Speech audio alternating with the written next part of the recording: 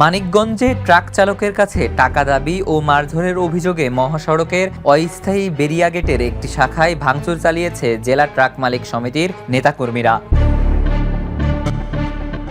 মঙ্গলবার সকাল 11টার দিকে মানিকগঞ্জ পৌরসভার নয়াকান্দি এলাকায় মানিকগঞ্জ সিংগাইর হেমায়েতপুর আঞ্চলিক মহাসড়কে এ ঘটনা ঘটে।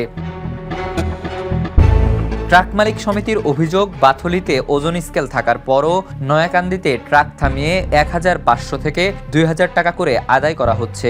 টাকা দিতে অস্বীকৃতি জানালে চালকদের হয়রানি ও মারধর করা হয়। স্কেল হলো বাথলি আমাদের সিঙ্গারের গাড়িগুলো এদিকে যাতায়াত করে, এর জন্য এই জায়গায় টোল বসাইছে। টোলটা কিসের? বাথলি স্কেলের।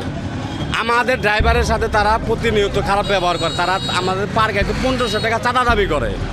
আর কিছু বললেই বলে যে এই জায়গায় হাবু ভাইয়ের লোক, আমরা সব হাবু ভাইয়ের লোক। দুর্নীতি করতেছে। আমাদের সকালে এক ড্রাইভার সিনের বাইরে মারছে, মায়ের এখানে ভালো রাখছে। সিঙ্গারের মাল নেওয়া যেতে পারি না আমরা, এই মাল নিয়ে ঢাকা করে আসা সম্ভব আমাদের। এরই মধ্যে ট্রাক চালক ইউনুস আলীকে মারধরের অভিযোগ উঠেছে। আহত অবস্থায় তাকে মানিকগঞ্জ 250 শয্যা বিশিষ্ট জেলা হাসপাতালে ভর্তি করা হয়েছে। আমি বলতেছি মানিকগঞ্জের মাল চালান দেখেন, ওরা কয় না এটা ইসলামপুর, ঢাকা ইসলামপুরের মাল। আমি না, মানিকগঞ্জ সিঙ্গারের মাল না হলে বিশ্বাস না হলে চলেন আমার সাথে। কয়েকখান বলে তারা হারে জমকে কয়ে মনে করেন আমার মায়ের স্টার্ট করে দিচ্ছে। আর এক গাড়ির থেকে 2000 টাকা নিছে।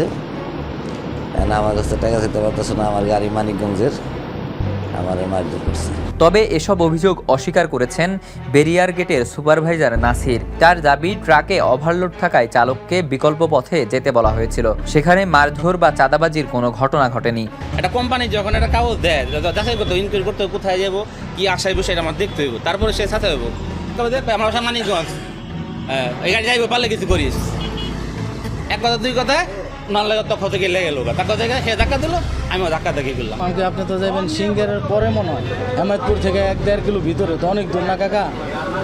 তো আমার বাড়ি এখানে, আমার বাড়ি অন্য জায়গায়। আমাকে আপনি বাড়ি যেখানেই থাক কাকা, আমরা তো বাড়ি ঘর আপনি জিজ্ঞাসা করেন।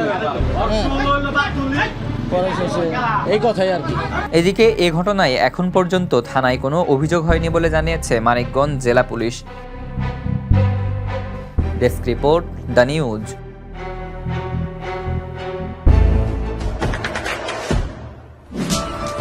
দেশে দেশে সবার সাথে দ্য নিউজ।